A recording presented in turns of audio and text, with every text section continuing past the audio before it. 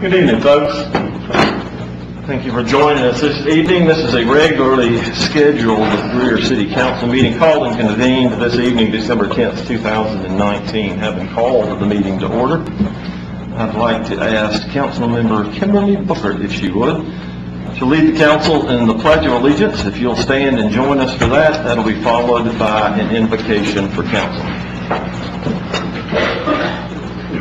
I pledge allegiance to the flag of the United States of America and to the republic for which it stands, one nation, under God, indivisible, with liberty and justice for all. Let us pray. Lord, we come before you this evening thanking you and praising you again for everything that you've done for us. We thank you for this city. We thank you for the employees. And God, we're asking that you control this meeting on tonight. Every single way you be glorified. In Jesus' name we pray. Amen.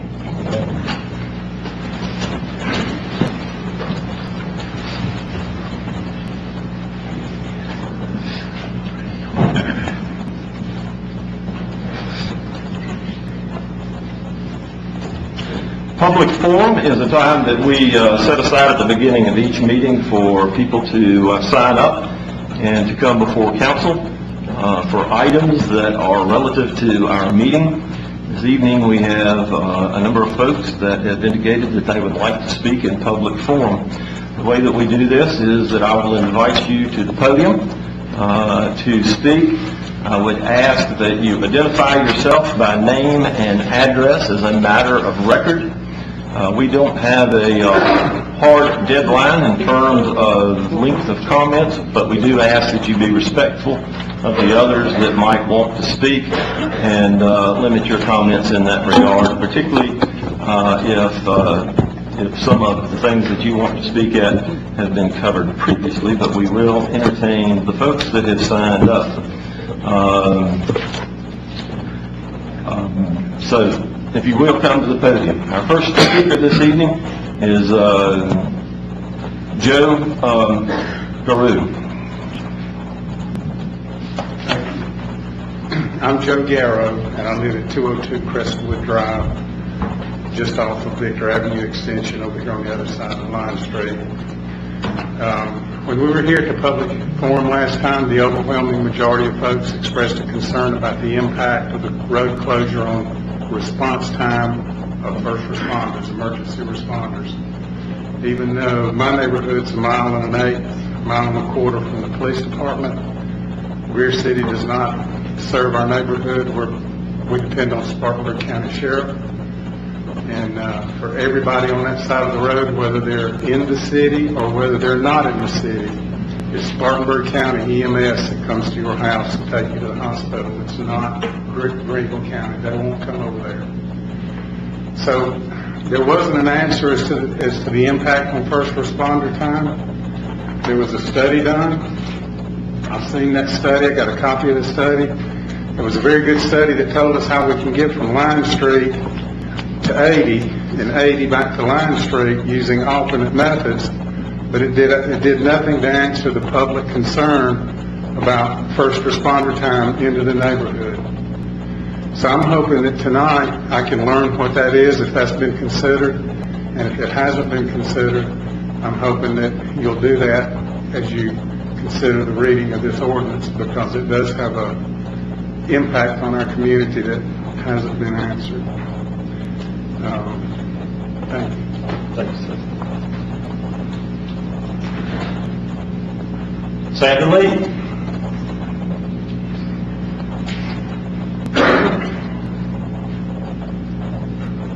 My name is Sandra Lee, L-E-I-G-A, spelled Lee, so I have two first names. But I am not famous. I want to thank all the neighbors that came out tonight. We are an old neighborhood, and that is why we didn't have as many out as we should. Because old people do not get out when it's wet and it's dark and it's cold. So we don't do that. So that's why we don't have as many here as we did the last time we were here, which was warm and pretty in daylight. But it's just, I have the same concerns as Joe has. We've had 2 people in our neighborhood die. We have 2 people that have had strokes, and we've had a fire. Now, once that road is closed, will the EMS be able to get to someone fast enough that has a stroke, that can give them the shot, which has to be administered minutes before? After 5 minutes with a stroke, there's no coming back from a stroke. With the shot, you can. Will the EMS be able to get there in time to save this person's life and not have them to be invalid? The same thing with the fire department. Will the fire department, and Greer does come out to our neighborhood for the fire department. I think they have a contract with the county, is that my understanding anyway. They do come out that way. However, suppose we have a train that's going to prevent that. If we have a train from the inland port that goes 2 miles an hour, if we're lucky, it will last at least 15 minutes. How will they get to us? And again, I would, like Joe, I would like to know the study and what is our added time for EMS to get to us or the fire department to get to us. We feel like that there's another alternative. There's other ways that we could, maybe BMW could give us another road, access to 8. And so the people that are coming from Duncan EMS, or I'm trying to think of the name of that road. Oh, people forget too. But anyway, they're coming from way from us, and Brooklyn-McCormick Road. And so it's going to take them longer to get to us, plus they have to go down this little small road to get to us. And if you take the curve, you cannot see who's coming the other way. So either widen that road, do something that's going to help us stay alive. And that's all I have to say about that subject. Thank you very much. Thank you, ma'am.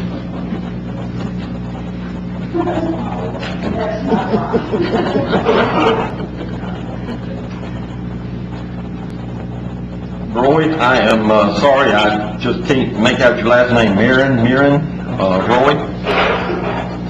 You did good. Most people want to put an L or a V or an I-A-N in it. I'm Roy Marin. I live at 100 Timberlane Road. It's at the corner of McElrath, and it's probably the closest to the road that's proposed to be closed, Victor Avenue Extension. Like Joe and Lee said about the emergency services getting there, we're all concerned about that. And at the last public forum, and there was a gentleman that brought up something that a lot of us never really gave much thought about. But there's a creek that flows through that subdivision, and it crosses both Victor Avenue Extension and McElrath Road. And if there is ever the situation where there's a 100-year flood or some other situation where those two bridges are underwater, the only way in and out of that subdivision is the road that goes down to Highway 80, the proposed road to be closed. So some thought maybe needs to be given into that. It seems from my understanding and the emails that I read back and forth about this traffic study that was done, there was one that was done at one point in time, and it lasted a couple of days, and then all of a sudden it shut down. And then there was another one that seemed a little bit more extensive that had the mechanisms that count cars both out on Highway 80 and a lot of other roads. But again, it was only for a period of several days, and from my understanding, it was during a period of time where some industry was shut down or something like that. It seems that these studies were very cursory and that maybe inadequate. Again, nobody's really posted the exact results other than to make a blank statement about, yes, you have alternate ways to get back and forth from that without using that road. And what Sandra Lee was talking about, I always want to call her by her last name, was McElrath Road. McElrath Road, in other words, if EMS had to come down to the 101 exit and come back up McElrath Road to get into our subdivision, that road has been chopped up with some road cuts by CPW and have not been properly done. So there's places where they've made settlements in the road and stuff like that. So people have a tendency to want to drive in the middle of the road so you're not bouncing through the potholes. There's edges of the road. There's no real shoulder on that road. What's going to happen is you're going to force more people up and down that road when you build this new housing development where Victor Mill used to be. People might want to go to 80 by going towards that subdivision and down McElrath Road. Sooner or later, there's going to be a major head-on collision on that road because somebody's trying to avoid a pothole or a ditch or something like that. So when you're thinking about closing this road, have you really given all the thought necessary to alternate means for EMS getting there, solutions to that, to the future traffic that's going to be down that road? There's people that come across from the Duncan side of that to visit a church up there. And again, isn't there some other alternative that the airport or BMW can use to... The primary reason for closing it was they wanted their site to be contiguous from one side to the other. And can't that be done with some type of a traffic light on the road or something like that that allows them to cross back and forth in there, and yet the public still has access to that road for convenience? As far as the EMS thing, Greer is kind of a unique city in that it's Spartanburg and Greenville County split down the middle. It shares two power companies and a lot of stuff that's from years ago. One of the school districts in Greer bridges both Greenville and Spartanburg County, and the people that actually live in Spartanburg County go to Greenville County schools. So could there be some consideration to make some kind of a similar arrangement with EMS, that the Greenville County EMS station in Greer serves our area, being in that same school district? So again, appreciate the fact that none of us get to vote for any of you. We're not in the city limits, and that maybe we're a little concerned to you, but we do come to visit the city of Greer. We shop down there. We pay taxes to your fire district for their service and stuff like that. So think about the fact that if you were living in that area, and whether you were in the city or not, that how would you feel about having very little control over something like this that may very well cost somebody their life? Thank you for your time.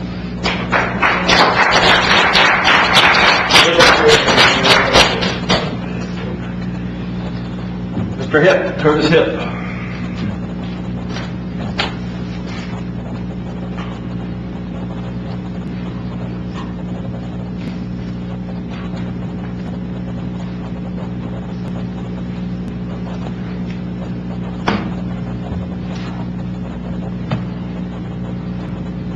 Curtis Hill. I live at 165 Victor Avenue Extension. And I wish y'all consider what Roy said. Put yourselves in our place for a few minutes. Just put yourself in our place for a few minutes. And see how y'all feel in your heart, you know? I've been living down there over 50 years on that road. I sold that to them, some of that land to them to build that place. Just in the last 2 weeks, I've had to ambulance my house twice, and they go right down to 80, take a right across 101, go straight out Buncombe to the hospital. My wife, I like to lost her one time real bad. The ambulances use that road. There's 5 or 6 trash trucks drove Goes out the city, around the city, down 80, goes down that road, hit 80, and goes down to Welford. I know what I'm talking about. The fire trucks use that road, the cops uses that road, I use that road, and I guess it'll hurt me more than anybody in here, as much as anybody in here anyway, because across 80, I've got 2 barns, 2 pastures we have. I got 4 renter houses, I got 4 commercial buildings that warehouses that I still stored in and got rented. I travel that road sometimes 3 times a day. If I have to haul hay and go out McElrath for a mile and then down 101, a half a mile and then a mile back down 80, dangerous, truck, trailer hauling hay, a lot more dangerous, it'll hurt me. I got a lot invested down there. I got a lot invested in this town. And the mayor knows, I run a plumbing business here 55 years and I bought thousands of permits. I helped a lot of people. When they widened 29, they had to move all the sewer lines. The city had to pay for it. I moved every one of them, moved them at night for the city. I've done a lot for this town, bought a lot of permits. Worked for some good men. Mr. Bill Davis, Bernard Wellman. I worked for some good men in this town. And I helped build this town. When I started here, the city had one little shotgun office right side of BA Military. 2 people worked in it, and 2 from CPW. 4 people worked in it. I started that fur back. And I've really helped this town. I've done a lot for it. I've got 2 or 3 good businesses in this town now. I buy a lot of tax, pay a lot of tax, pay a lot of insurance. You got a lot of friends. I love this town, but I love my road. I love my road. Appreciate it. Remember what me and Roy said. Y'all think about it if y'all had to travel a little down there. Thank you, sir.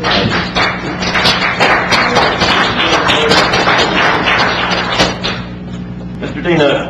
Reno Deaton.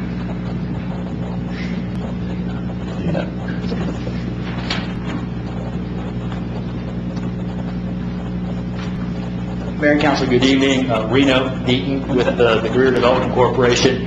Our office is at 111 South Main Street. I'm also a resident of the city of Greer. I live at 247 Cannon Street here inside city limits of the city of Greer. It's nights like tonight, I think we're reminded really just how fortunate we are here in the city, even though you're dealing with a very contentious issue tonight. Very few communities, certainly very few cities in South Carolina, have the opportunity for industrial growth that we've embraced here in this community. And several years back, moving forward with the Inland Port project has really produced a ton of opportunity, a ton of new capital investment, great partnerships, great paying jobs that are really propelling this community forward in a major way. But it's times like this that also we have to recognize that the change is difficult. And certainly we've heard a lot of that tonight, and certainly at the public hearing a couple of weeks ago, things about safety and security, whatnot. I think we've got to realize that that property adjacent to this road that is requested to be closed will develop. And when it develops, it will produce truck traffic. Perhaps, probably, most likely, the safest approach, perhaps the most responsible approach, is to close the road and to make that one contiguous industrial park and direct all truck traffic onto Highway 80 at a one single entrance-exit point at the interstate business park that's being created. Probably, most likely, definitely, the safest approach will be to close the road and make sure that all truck traffic enters and exits off of one point and doesn't traverse Victor Avenue Extension. Thanks so much for your consideration and being well informed and working hard to make a great decision in this matter. Thank you so much. Yes, sir.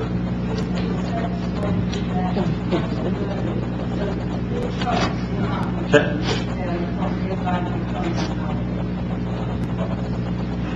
Thank you, sir. Thank you. Council, you've got the minutes from our council meeting on November the 26th, 2019 contained in your packet this evening. I'll entertain a motion to receive. So moved. Second. Have a motion and a second. Any items of note for the clerk this evening? Hearing none, Ms. Duncan? Mr. Earwood? Yes. Ms. Booker? Yes. Mr. Dumas? Yes. Mr. Bettis? Yes. Ms. Albert? Yes. Mayor Danner? Yes.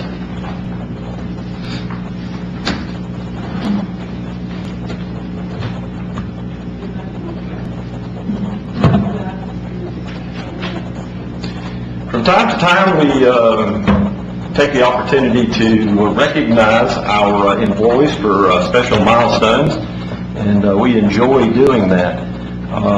We have a special recognition this evening of a milestone reached in service to the city, and I am going to ask the administrator and Councilmember Kimberly Booker to join me in the front, if they would, please.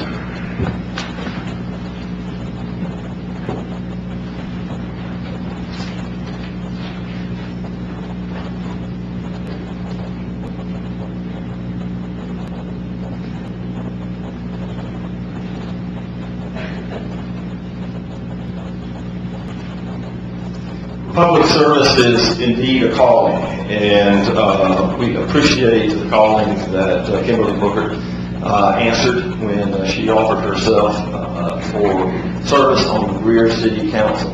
And tonight we would like to present her with a key to the city and recognize her contributions to the city over the last 9 years. And so this plaque's recognition comes with council's appreciation and staff as well too for your thoughtful and dedicated service. And the plaque reads, "In recognition of her dedicated and selfless service for 9 years as a member of the Greer City Council, providing unparalleled leadership and support as a champion for the city of Greer and its residents, Mayor Rick Danner proudly presents in our council Kimberly Booker with this key to the city of Greer on this day, December 10th, 2019. We promise not to change the locks after you leave." Thank you so much.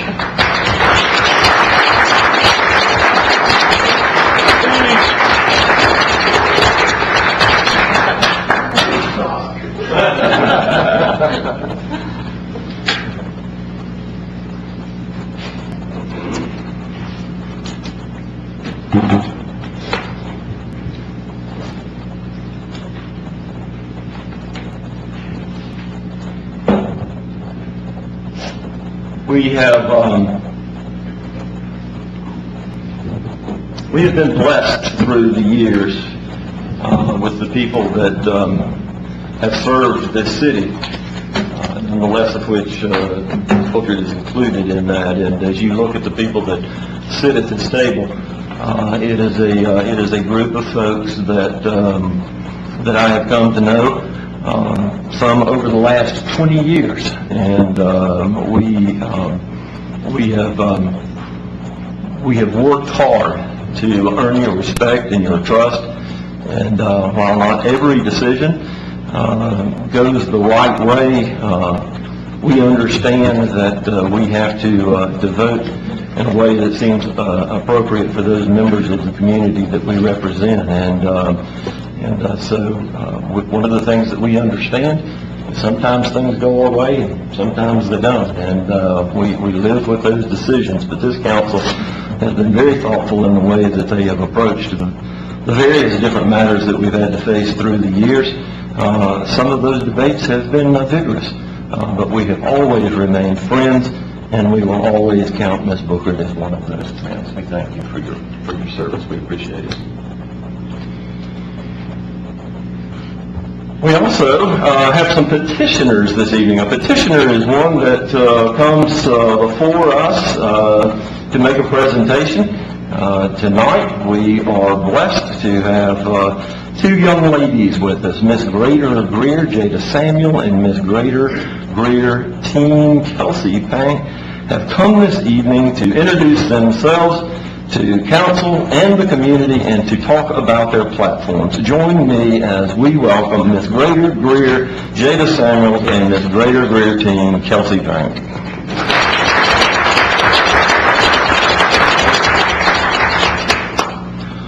Well, good evening. We are ecstatic to be here. I'm going to actually allow Kelsey to introduce herself and talk about her social impact initiative before I go. Good evening, everyone. My name is Kelsey Pronka, and I am indeed Miss Greater Greer Teen. I would first like to thank the council for this time that they have allowed me to have, and also to thank you for coming out and allowing me to speak for you tonight. So, my platform began as an idea, as a Girl Scout, actually.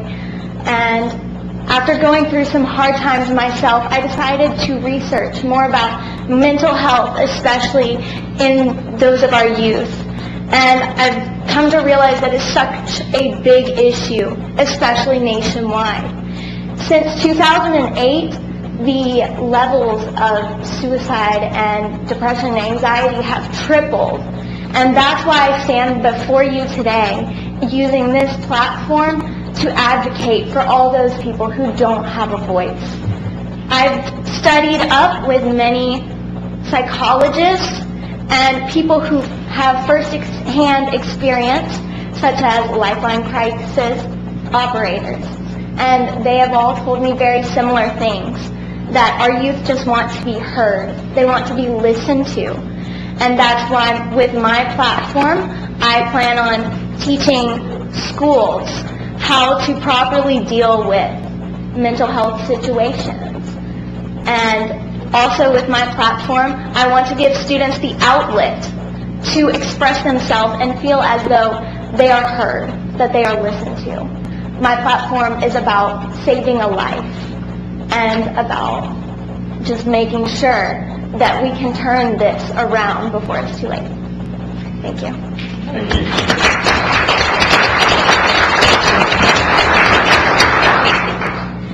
So again, my name is Jada Samuel, and I am Miss Greater Greer 2020, and I'm ecstatic again to represent this city.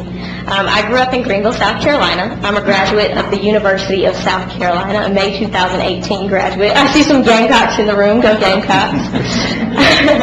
I was a broadcast journalism major, and I was very fortunate to be able to work as a reporter and producer at WIS News 10 for the first 18 months after graduation. I'm now working in marketing, and I am just ecstatic to be able to compete for the title of Miss South Carolina for the third time. I've had success over the past 2 years, and I am very excited to be able to share my social impact initiative again with the judges, I Shape Me, Empowering Girls to Lead. In 2014, which was my senior year of high school, I decided to start a nonprofit organization, which also started as just an idea to gather a group of girls at my church to talk about self-esteem and the things that I had experienced growing up that affected my self-esteem.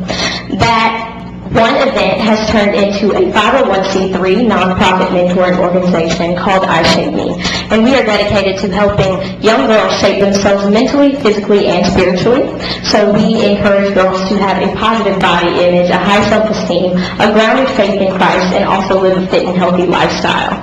So I've been able to grow that program and grow that program through events, and also a mentoring curriculum that I was able to write in 2018. That mentoring curriculum is 12 weeks long, and 56 young ladies throughout the state of South Carolina are trained mentors through my program and are working in schools throughout the state of South Carolina to encourage girls to have that positive body image, high self-esteem, and work on goal setting and talk about bullying and etiquette and the things that they don't necessarily get to talk about with teachers on a day-to-day basis. So they are just big sisters, mentors to girls throughout the city. So one of the things that I wish to do as Miss Greater Greer, and hopefully as Miss South Carolina, is talk to people in the community about the importance of mentorship and how mentorship fosters leaders in youth. Mentorship fosters leadership in youth. And one of the things that I would love to do during the month of January, which is National Mentoring Month, is speak to people in the Greer community, speak to churches, community organizations, classes, about the importance of mentorship. So if you all know any community organizations that would like to learn more about the importance of mentorship and also I Shape Me and what we're doing in the community, I would love to come out. Kelsey and I would love to talk to you after this about our social impact initiatives and platforms, and also invite you all to learn more about how you can support us and our efforts in raising funds for the Children's Miracle Network hospitals during our reign as Ms. Greer and Ms. Greer team. So thank you. Thank you. Ladies, before you leave, let me share a quick true story. The Queens joined us last Friday night for the tree lighting, and we had a wonderful time. They came up to the tree lighting, and as Santa and I approached the stage up there, this is a 4x8 stage, a rather small stage, and as we started to go up the steps, somebody said, "Would you like the Queens to join you on the stage?" Well, I paused for just a minute, and I know what I weigh, and I know that Santa's a good bit larger than I am, and I added that. And then I added the two elves that were going to be coming up there with us. And I decided fairly quickly that y'all are probably best served by standing right there in front of the stage. So I was just looking out for y'all by not inviting you up on that stage. So I just wanted to let you know that I was looking after y'all that evening. All right, thank y'all for coming that evening. We appreciate it. We've got a presentation this evening, a couple of those. The first we want to start with is a neighborhood services program. Mr. Mike Sell is joining us this evening, and Mike is going to give us a little bit of background about this very unique opportunity that we had, and a program that brought to us a gentleman who is completing time in the military, and that service has given him some background that provided us assistance in terms of creating this program, and also offered him an opportunity to take a look at the backside of how things work in the public realm. And so he will, Mike Sell will introduce Mr. Doller to us in just a little while, but wants to give us a little information in regards to what Mr. Doller has been doing for the last, I believe, 14 weeks for us. Mayor, thank you, council. Appreciate the opportunity. It's hard to believe it's been 3 months since I was introducing John Doller to you and to our community. As the mayor indicated, through our partnership with the International City County Managers Association and their program, the Veterans Local Government Management Fellowship, John came to us through that program, provides transitioning members that are in military service, that are moving into the next phase of their careers or lives, that may have an interest in local government, an opportunity to get hands-on experience and training in order to help inform them in that process. Obviously, it's a program that we feel very strongly about, and an opportunity to help and serve those that serve us through military service is one of the bedrocks of this community, of this council, and of the city. So it was an opportunity that we couldn't pass up. And once we got John on board and he came in, we realized pretty quickly that we were going to be well served by his presence. The operational management experience that he's been able to bring to us has been pretty tremendous. He was able to kind of jump in right away with us on this project, and as we sat down and talked about the council's initiatives in regards to community engagement and the a potential neighborhood services program, we spent time reviewing that with him. He was able to quickly grasp what we were trying to accomplish, and he jumped in with both feet and began immediately taking a look at how he could provide us the tools that we need in order for us to get a program like that in place. As you will recall, that program is the Neighborhood Services Program. Mr. Doller is going to provide some additional information about what an overview of his research and his efforts in just a few minutes. This program is about empowering communities and how we can help communities make the most out of in their area, how they can realize the ability to understand the things that they need to have in place to truly make their community have identity, and to also engage throughout the city as well. access to services, coordination among the neighborhoods or churches and volunteer services to be able to provide help with things about property maintenance. These are issues that we know that we need to give them tools that they can have so that they can move those efforts forward. John began with some extensive research. He reached out to multiple jurisdictions, not only locally, but throughout the country, to get background information about programs that are already in existence, rather than reinventing the wheel.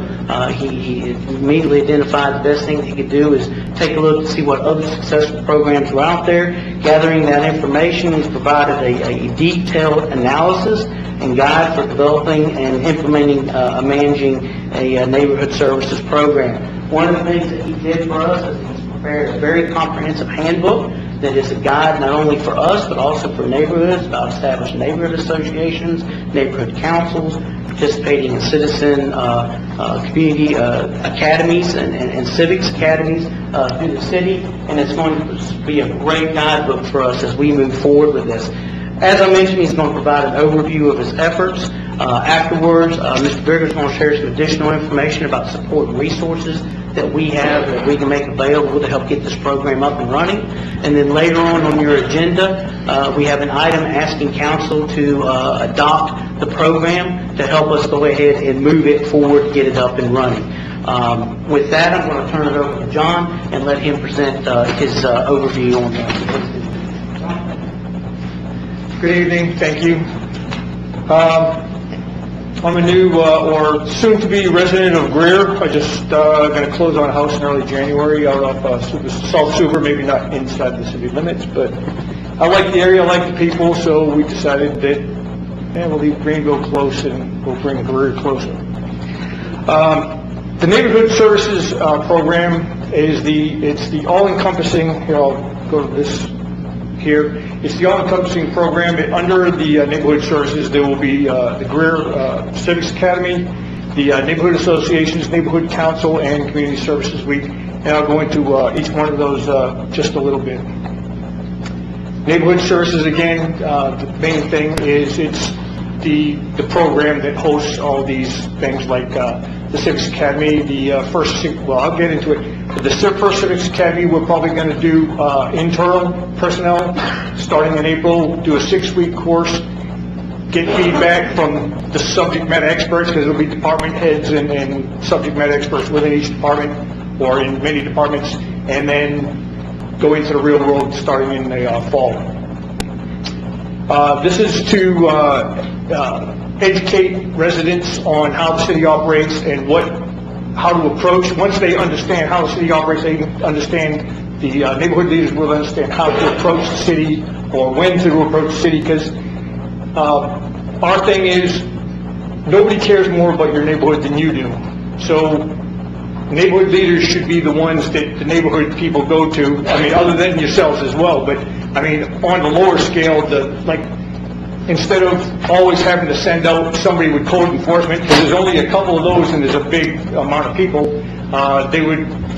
somebody in the neighborhood would say, hey Bob, the grass is getting long, cut it before you get, cited for it. Or, hey, that car's been out there 2 weeks, they're going to cite you for it, either put it in the garage or get it running and move it. Things like that. So the neighborhood services or the neighborhood associations will have a leader that should be helping encourage these things so that they police themselves and take care of their neighborhood. Because again, nobody cares about the neighborhood more than the people that live there. And the Civics Academy, again, it's a 6-week program, and it's 3 hours a week on Thursdays. The graduation will be on a Tuesday. It will be either a second or fourth Tuesday of the month, so that they can come and graduate during a city council meeting, and then have the city council members, people from their districts, give them their graduation certificates. Again, they're going to learn how the city operates, the different departments, how they operate, what they do, and so they can interact better with them. Neighborhood associations, what we supply as a city is templates, outlines, networking with other neighborhood associations, like, for instance, Sunnyside, Dr. Strobel, she's building the Sunnyside's neighborhood association right now. And when I talked to her, I told her reach out to Needmore, and I talked to, I think her name was Sylvia from Nicholtown in Greenville, and she said she would be more than willing to help get Sunnyside up and running. So the thing is peers, helping peers, and then of course networking, and sharing ideas and ways to do things better. The neighborhood council is where all the neighborhood leaders come together along with city leaders, whether they're department heads or subject matter experts, and then they exchange information. There'll be a neighborhood services administrator, or whatever it's going to be called, and that person would be the facilitator for the meetings, putting out information from the city and help facilitate communication between the different neighborhoods and encourage other neighborhoods to build up an association so that they can manage things better themselves. My thing, and from the Army, I put the note down there, we have a kind of a saying: if you bring an issue up and you don't have any potential ways to fix it, we call that one. So I said, bring 3 ways to fix your problem. Don't just bring a problem. That doesn't help anybody. Think about it, bring a couple of courses of action, and one of them might even work. So other than that, it's just mine.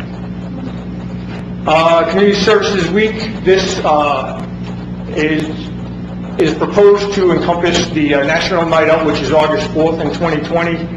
And what we want to do is kind of have like trade show type, where businesses, whether they're religious organizations, nonprofits, service organizations, for-profit businesses, and have like a trade show where people in the city can see what's available to them, whether it's for free or for fee.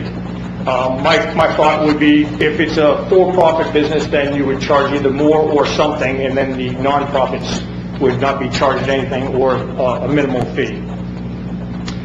And I believe that's all I have. Any questions, or Ed will take any questions. Thank you very much.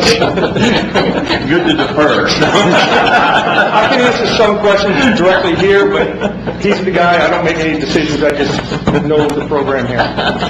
But John, we do want to thank you for the job that you've done. I understand it's a very thorough presentation, and we look forward to beginning to implement it. We're sorry that you may or may not be around to help us with that, but we thank you for the work that you put in through this project, and appreciate all your help on it. And I enjoyed it. Good. We thank you, sir. Do you want to give us some more information in that regard? I'll provide some additional information, sir. John understates his role in the process.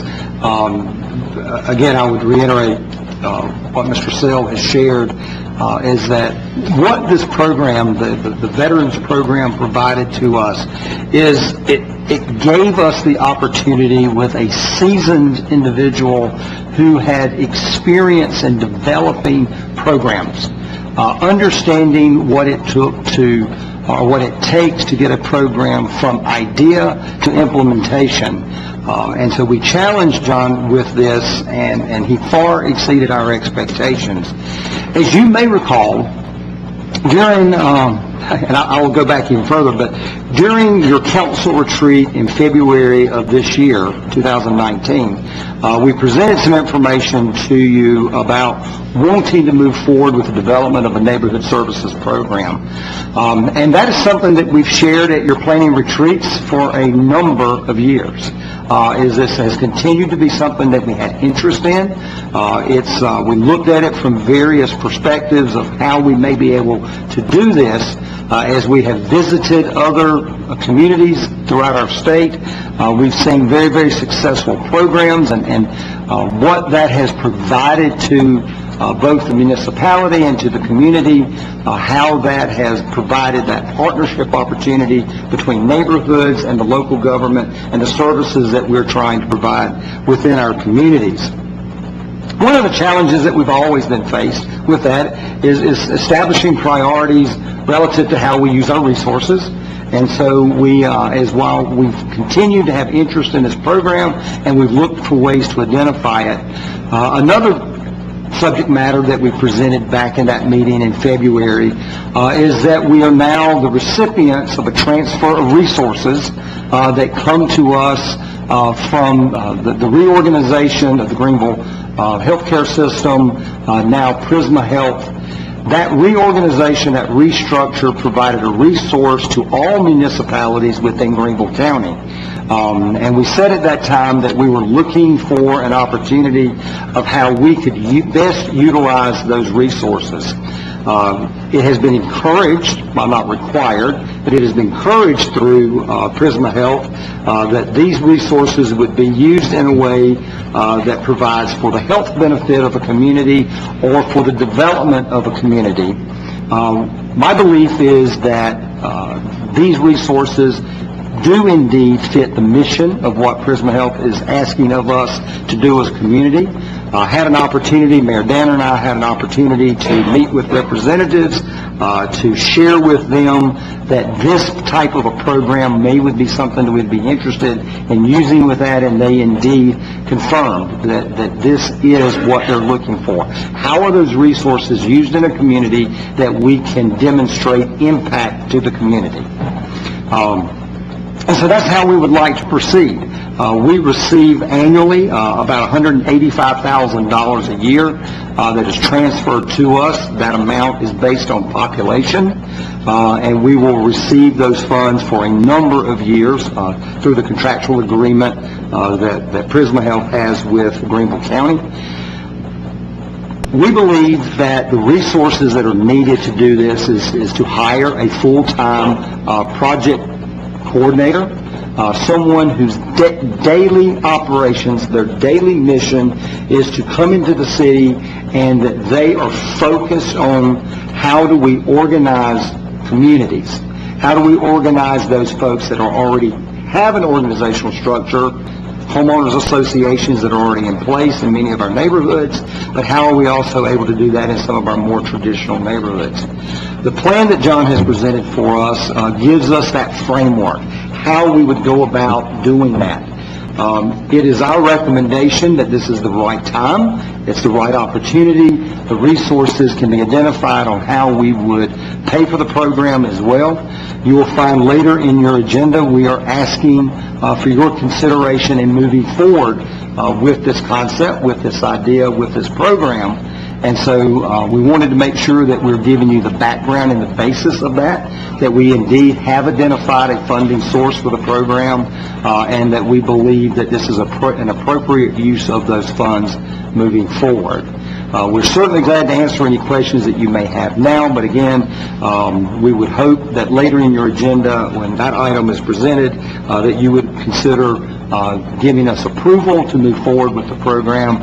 Our desire would be to implement immediately after the first of the year with the resources already in hand so that we can get this thing providing benefit to our neighborhoods throughout the city. Any questions, we're glad to ask. John is certainly available. Mike's working on this program as well.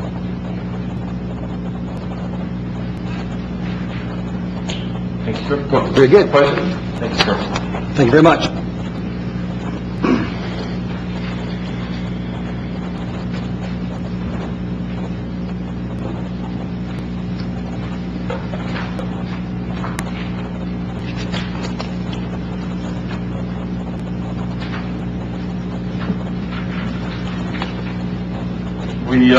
We have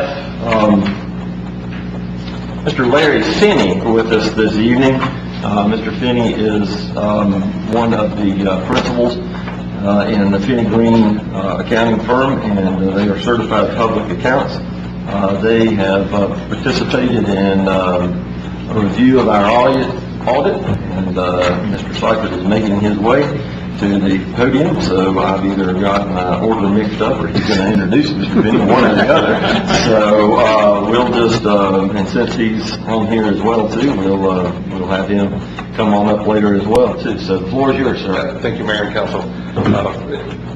The presentation of the audit is first. I was going to do an introduction to Mr. Finney, and you stole my thunder there. David Phillips serves as the partner that is in charge of our audit, and he had doing the same presentation for another client at another city tonight, so he is having Larry Finney stand in for him. So I will bring up Mr. Finney, and he will present the results of our audit that we're wrapping up right now. Thank you, David. Mayor, council members, Mr. Driggers, we appreciate the opportunity not only to be here tonight, but to work with the city as you continue to move forward with your mission and vision. A couple things. One, we have finished all of our audit field work on site. Our staff, I've got Karen Overman that's here with me that was very involved in the city audit, as well as David and Susan from your staff are in the process now of putting together the final comprehensive annual financial report. So kind of the final report is in process right now. But we wanted to go ahead and come and talk to you and present to you basically two things.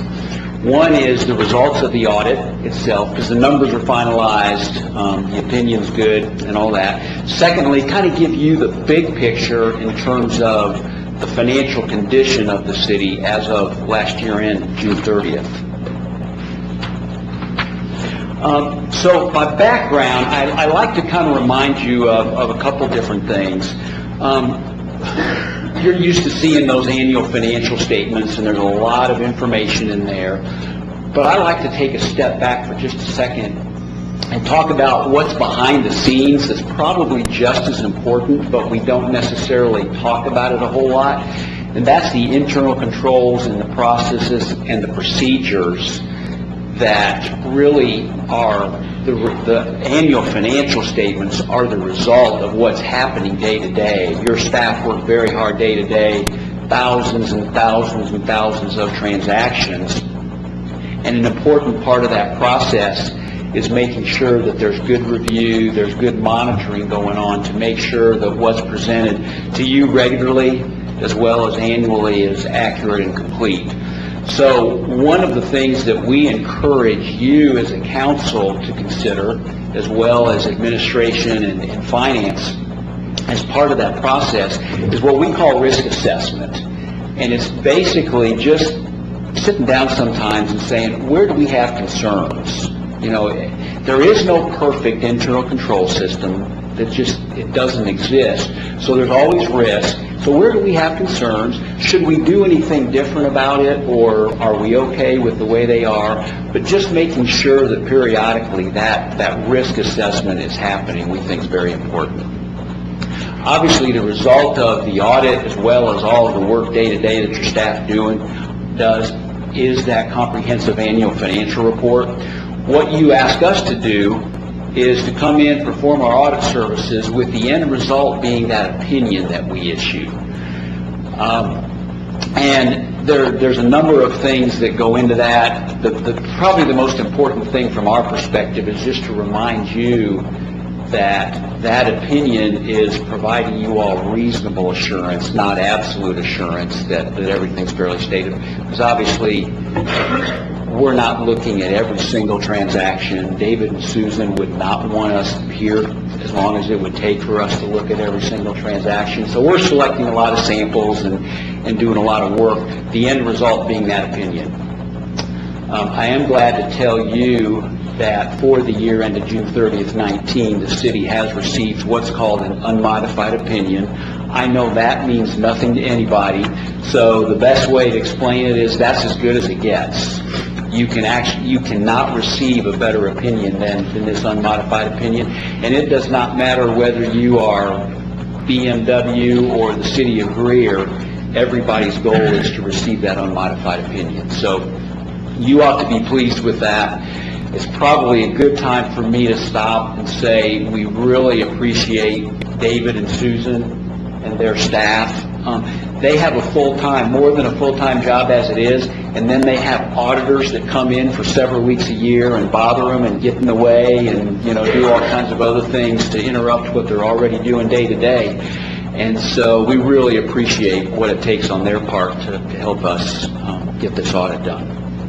So, with that, what I would like to do is just to hit a few highlights pretty quickly in terms of where your financial condition as of this last year end.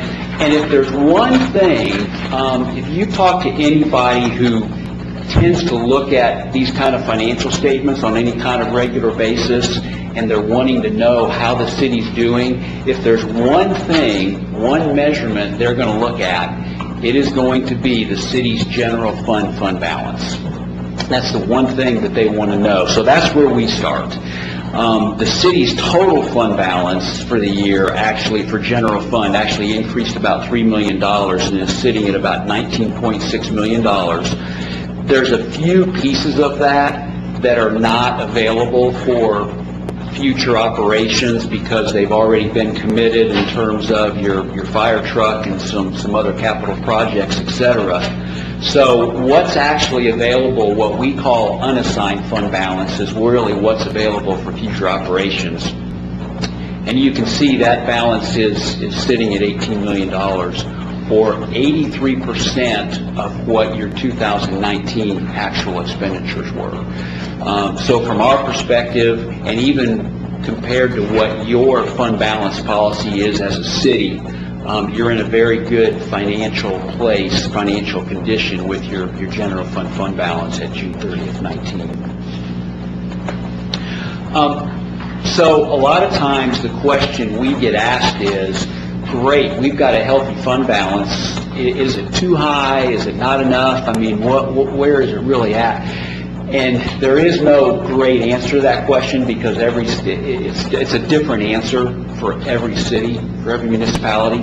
But there's a couple things that I like to remind you of that are really important when it comes to considering your fund balance. Number one is when we measure this fund balance at June 30th, you as a city are going to be going about 5 to 6 months without receiving any significant property tax revenue.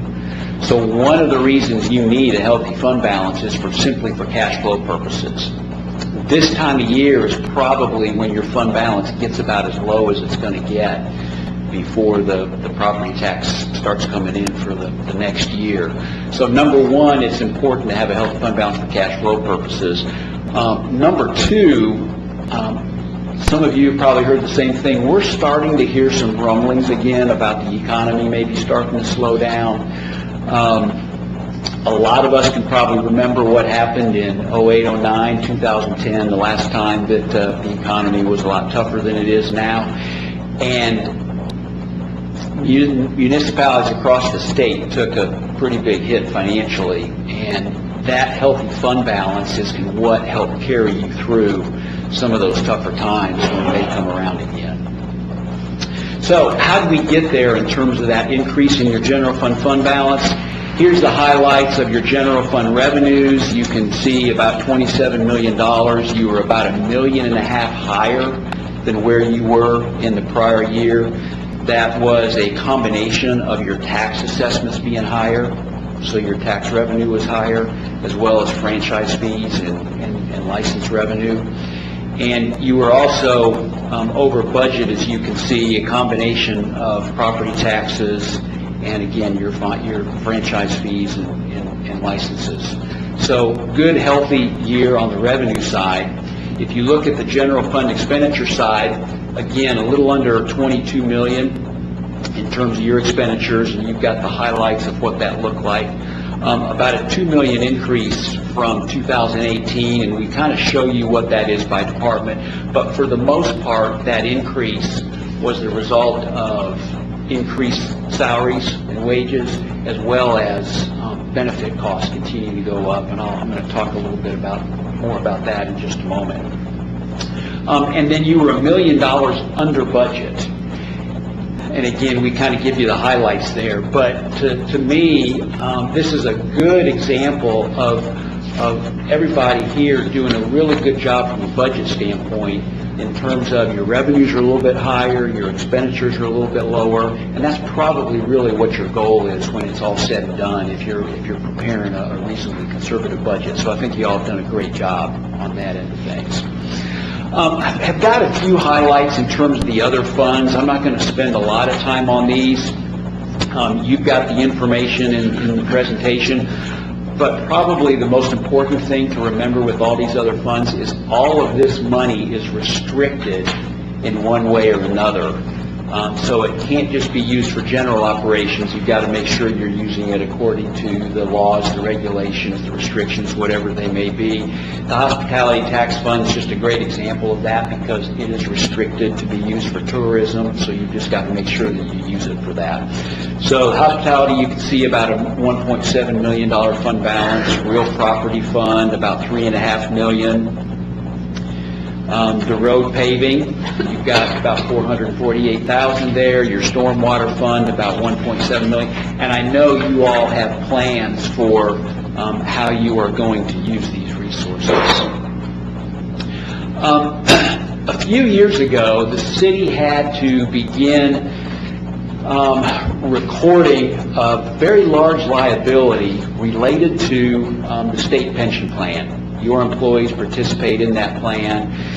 Several years ago, there was a new governmental accounting standard that basically said, City of Greer, you, along with every other government in the country, we want you to start recording your portion of the unfunded liability that exists at the state retirement system.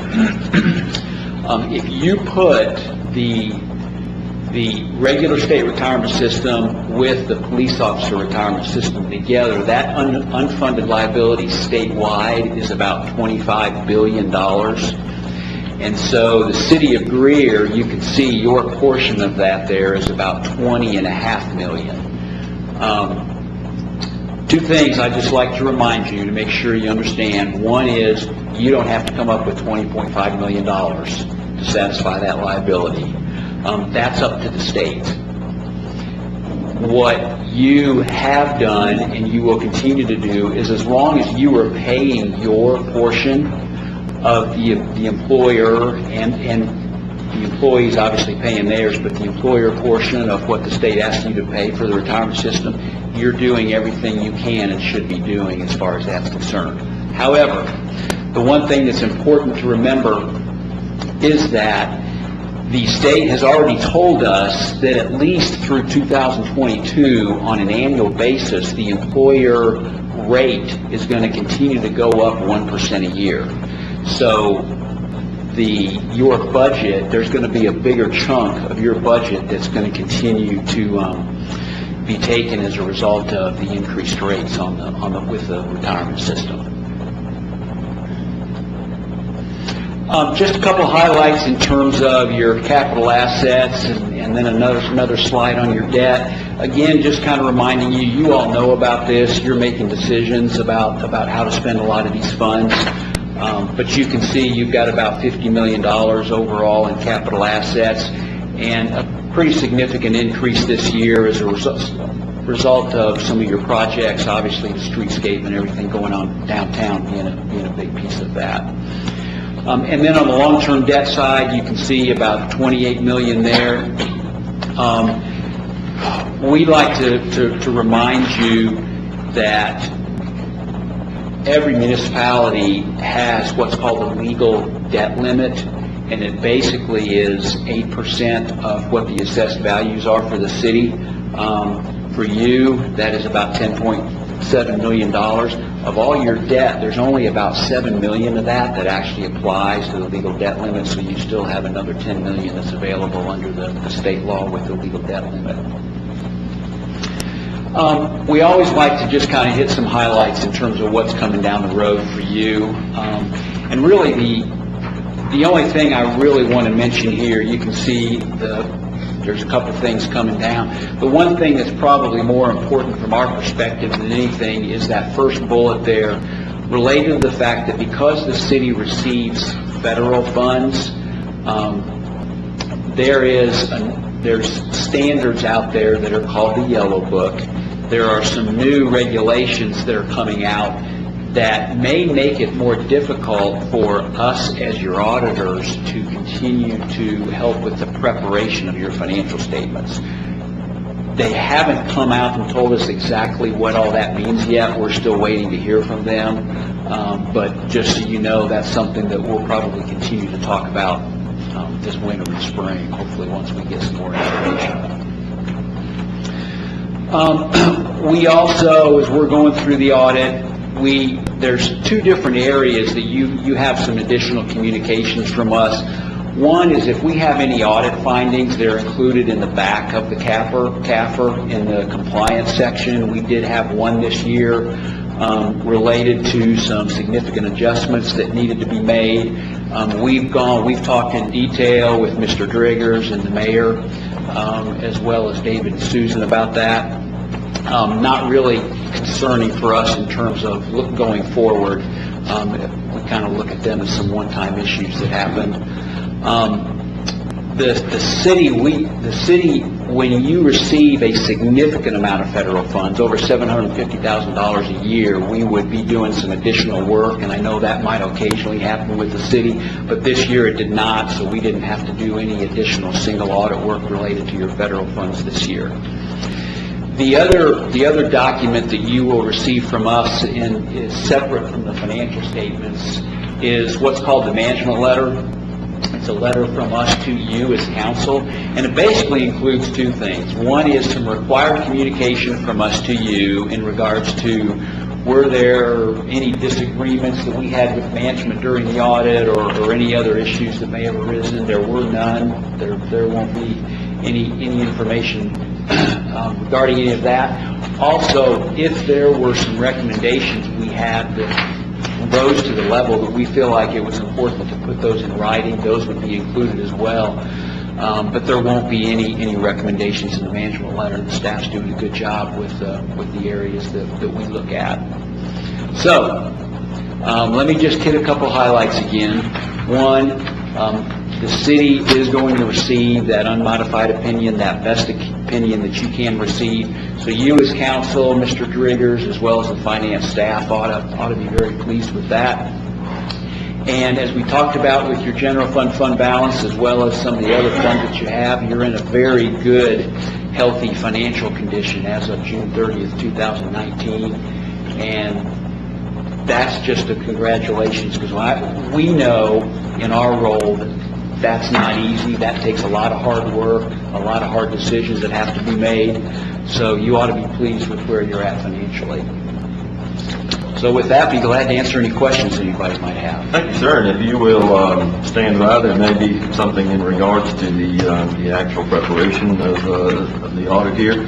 Council, I believe, since Mr. Driggers and I and David and others were part of the presentation that was made earlier in this regard, if there are questions of the administrator or Mr. Seifert, I'm sure they'll be glad to answer it. And we'll ask Mr. Finney if he'll stay close by as well, too, if there's anything in regards to the actual statement here. So, questions, Council?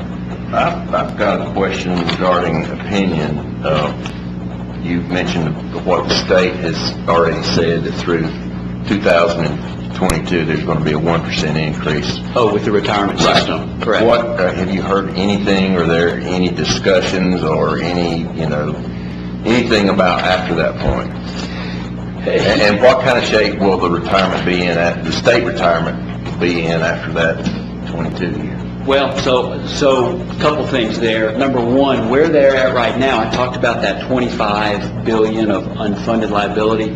That represents about 46% of the total liability. So it's just a little over half funded, about 54% funded at this time.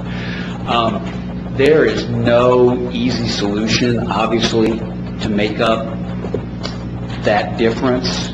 And so at some point in time, there's just going to have to be some really difficult decisions made, because if you think about what your options are, okay, they're increasing rates. That's certainly one thing they can do. It'd be nice if they could get a better investment return on their money. I'm sure they're probably doing about everything they can related to that. really, the other consideration is the big cost out there, obviously, is the benefits being paid. It was a few years ago where they made a change to some of the benefits, and that's something that's going to have to continue to be on the table, but those are all really difficult decisions. So there's a lot of discussion right now, no great solutions. I don't think it's quite whiny yet, but they're talking about a number of different things. It's a good and valid point, Mr. Airwood, and I think that either Mr. Cycler or Mr. Driggers could lend to that conversation as well, because I think it's important not only that we understand, we know what that number is, but for our public safety, fire and police, and for our regular workers, workforce, that number climbs incrementally, and that number now is becoming a larger and larger part of the employment number, of our labor number. And I know we have asked our administration to look at a figure that we feel is appropriate percentage of our total budget to try and stay within that range, and we've done a good job of doing that. But you may just want to comment on where we are and where we're headed with that as we move into rates that we're paying currently and where they're going to be in terms of what our contribution is to the retirement system for our employees.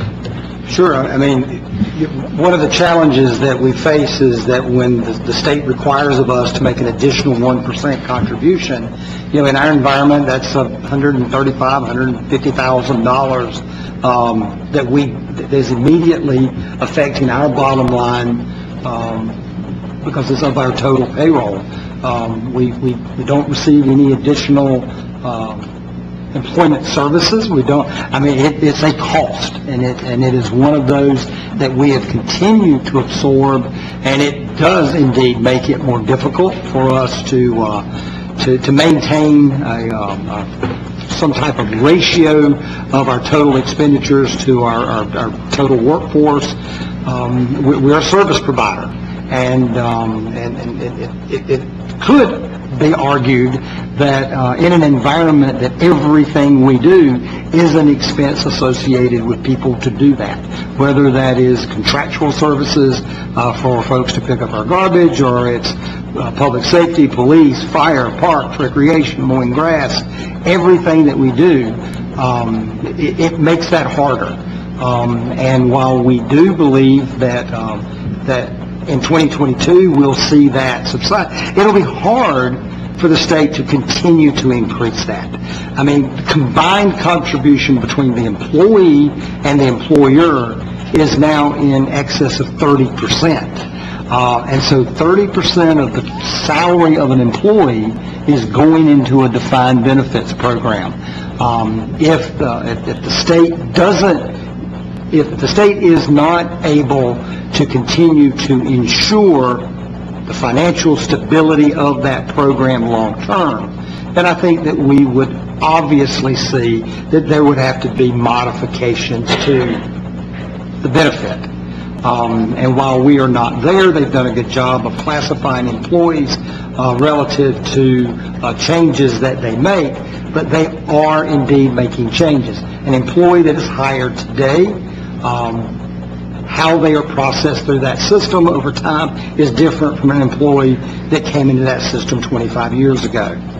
And so I would anticipate that you would continue to see those changes for them to be able to ensure the long-term financial stability of the program.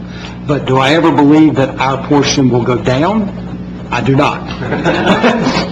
While changes would continue to be made, we would hope that it would indeed cap out.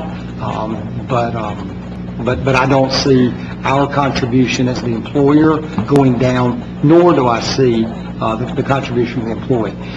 One of the things, and we've talked about this in the past as well, one of the challenges that we have as an employer is in attracting qualified, well-qualified individuals to take a job in local government. As a participant in the South Carolina State Retirement System or the police officers' retirement system that affects our police and fire, we have to remember that those employees walk in the door taking 10% of their salary and setting it aside. And they have no discretion in that. They must participate in that program because we are a part of that system.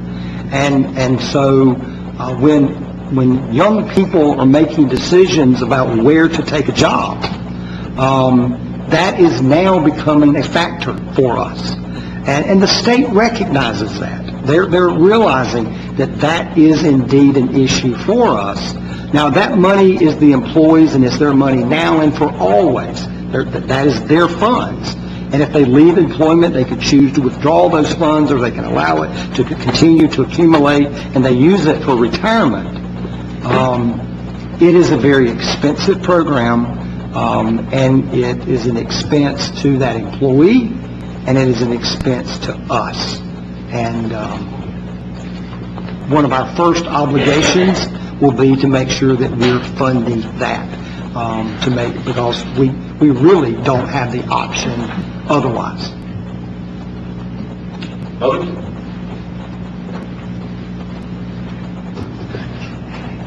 Thank you, sir. We appreciate your time. Mr. Seifert?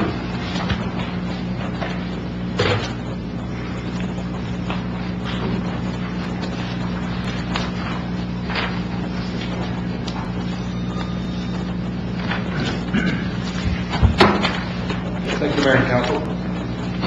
We're pleased to come before you tonight to cover highlights of the Finance Department. We'll be covering the report that was actually presented in your last meeting. So we're going to be referencing the October financial report through this presentation. So beginning in the package that you're used to seeing, we have a financial performance summary. And it is just a very high-level, top-level snapshot looking at just different indicators across, in particular, three of our funds: the general fund, hospitality fund, and the stormwater fund. Now, most of us, do have a direct institutional knowledge going back at least 15 years, and some of us, 20 and 25 years. So we have this long-term institutional knowledge to give us a background of what's going on in these snapshots. But the reports that we present each month only give us that one-year snapshot. And in that snapshot, we're covering intervals of current month to the prior month or current year to the prior year. And then as the reports are ordered in the monthly reports that we give you and the handouts that you have in your hands, they start at a very high level, and as you progress through the reports, they start drilling down to a little more detail. Now, again, taking that into account, even these monthly reports, even as they detail more information as you get towards the end, it still is a high-level summary that if you did want to get into getting to the weeds and the grass and the details of the financial condition and transactions of the report, then you'll need to get into the general ledger. So just to quickly cover the financial performance summary, this is again as of October 2019. We have on the far right-hand column, we have the balance, and there is a column of balances there, and we'll just cover the first one. So we have the general fund cash balance, October of 2019 of $9.6 billion. So to compare that, looking at the performance indicators, those are the little arrows that are in the other two columns. You take that $9.6 million and compare it to a cash balance from the prior month. That is a down arrow. So that means in October we had less cash than we did in September. And then for that second column, the this year column is also a down arrow. So what that indicates there is the cash balance at October 2019 is less than it was October 2018. And you continue that through all of these little indicators, general fund revenue, general fund expenditures, budget percentage, and we have a revenue benchmark variances. Then you move into the hospitality fund and the stormwater fund with the same indicators, indicating whether it is up or down from that current moment to the prior month or to the prior year. Page 3 in your handout is the cash balance analysis for the general fund.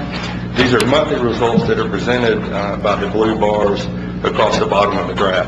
And as indicated here, you can see we are in a cycle of net cash outflows, which is decreasing our cash balance. Comparing the year-to-date information through the red and the green lines that run across the page, you can see that we are trending similarly as last year, but at a lower balance.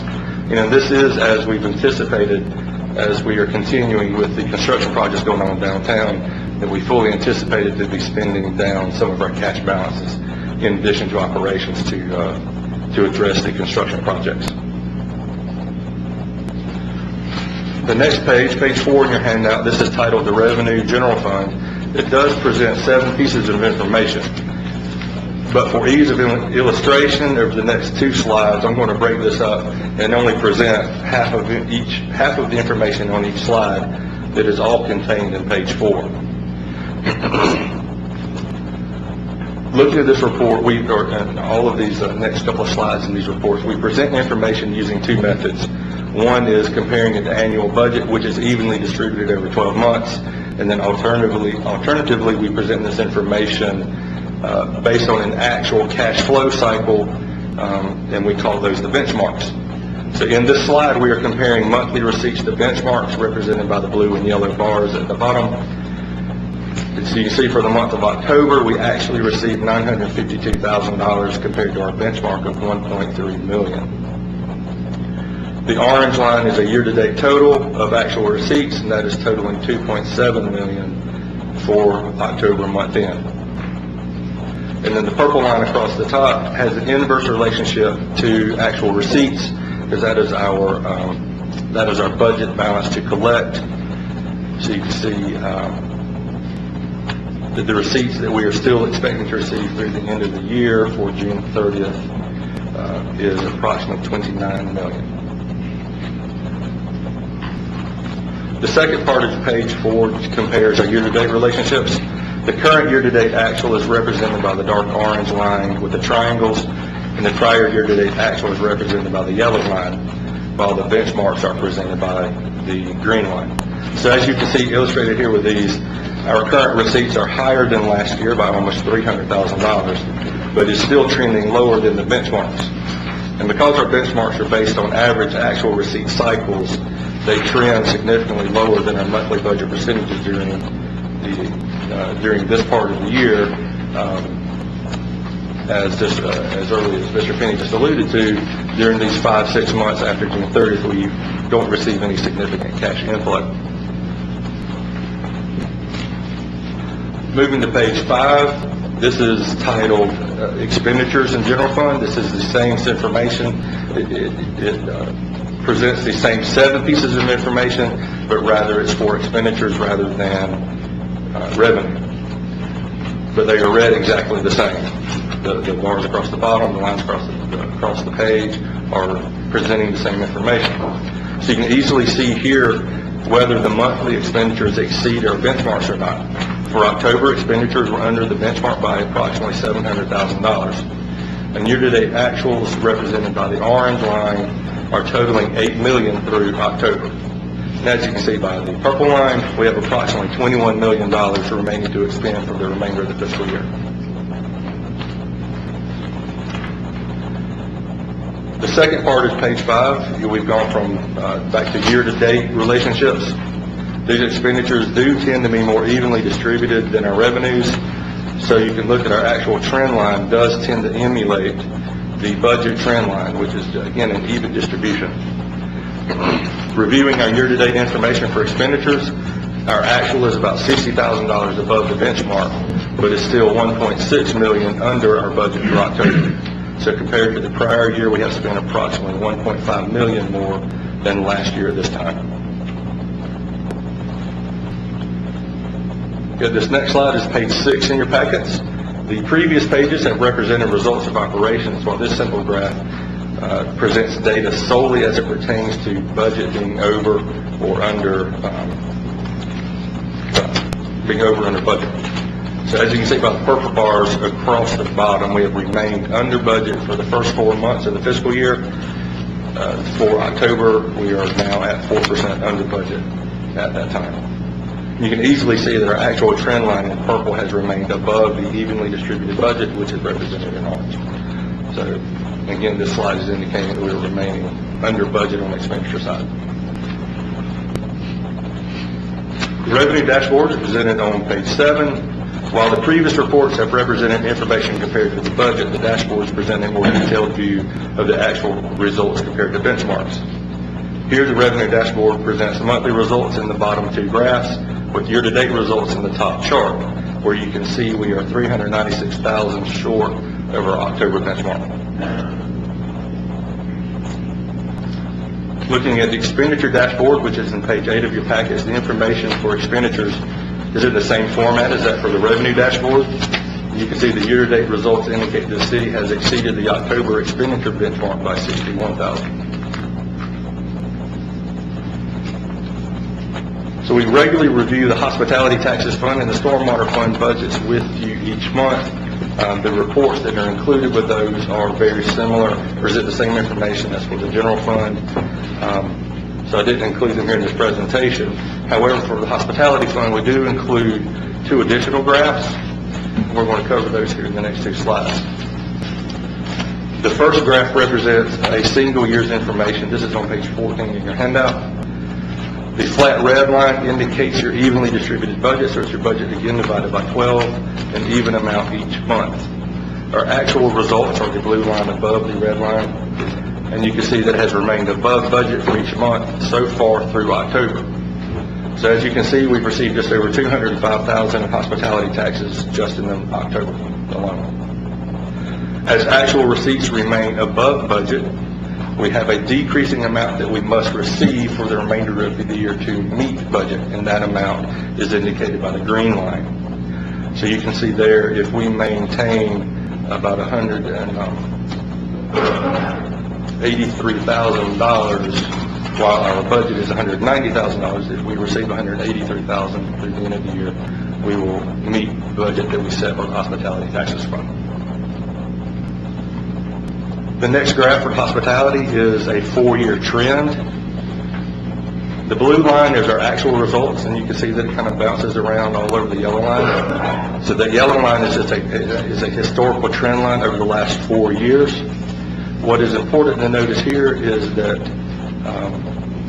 the trend is moving upward across the whole graph, and that indicates that the economy and the hospitality economy for the Greer continues to grow and is continuing to be strong. And we use this graph to evaluate our actual results over time and to establish expected growth rates. So with that, we'd be happy to take any questions you might have. Thank you, sir. Council, floor is open for questions, comments.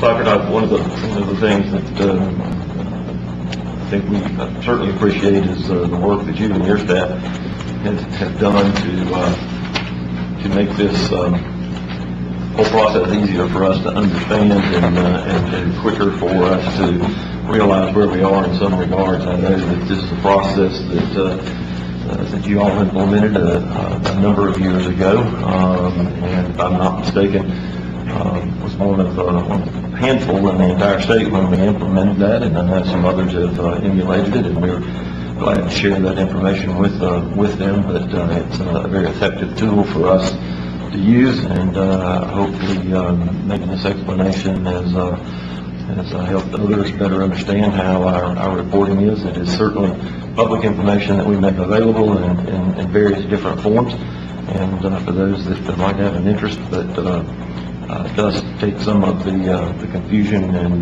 complication out of it, and we appreciate those efforts. Thank you very much.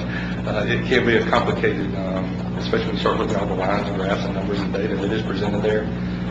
We do try to present it in a manner that is easier to understand, but certainly if there's data or information that you as council and would wish to have or see in another manner, of course, we're always open for that. We're here to serve you and provide the information that you need. We'll do that in any manner that we can for you. I know that most of us prefer the lines to some of your spreadsheets. So we appreciate it, sir. Thank you. Staff.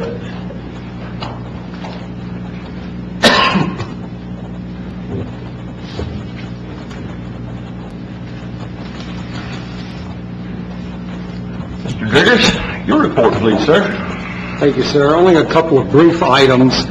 Two of those are reminders of our employee appreciation breakfast will be taking place this Friday morning here in this facility. That will be at 7:30 on Friday of this week. So again, we do hope that your schedule will allow you to join us. It's a wonderful celebration. It's probably our largest attended event of the year with our team. So do indeed hope that you can join us. Also, again, just a reminder of our Christmas gathering next Tuesday evening. That is 6:30 p.m. And we're hosted by my wife and myself at my home. And again, we certainly hope that you can join us for that evening as well. And concluding my report, I just wanted to echo the mayor's earlier comments to Councilmember Booker. I certainly want to express to you the appreciation of the 260 employees of the city. You have always been a great supporter of our staff, our team, and we sincerely appreciate that support. Over the years, you have represented your district well, and you have always taken care of our team. And for that, we wanted to publicly say thank you. And best wishes to you as well.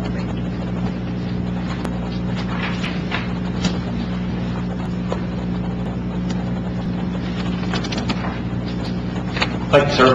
Appreciate it.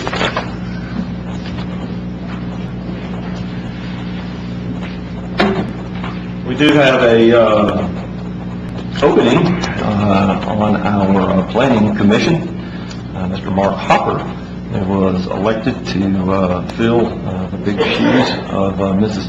Booker, and is with us this evening. Thank you for joining us. Mr. Hopper will represent District 3. And he has got several considerations, names for consideration, to replace him on the planning commission, and I am sure that we'll be entertaining one of those names in the near future. So rest assured that he is taking that responsibility seriously and looking to fill that position, and we'll do that so that that commission can continue to move forward with a full slate of officers. With that, we will move to items of old business. The first of which this evening is the ordinance number 13-2019. This is an ordinance authorizing the closure and conveyance of a portion of a city-owned street. We do have this evening Mr. David Edwards. Mr. David Edwards is the Executive Director of the Greenville-Spartan International Airport. He is with us this evening. I know he has brought some team members and others with him to provide some additional information in regards to Ordinance 13-2019.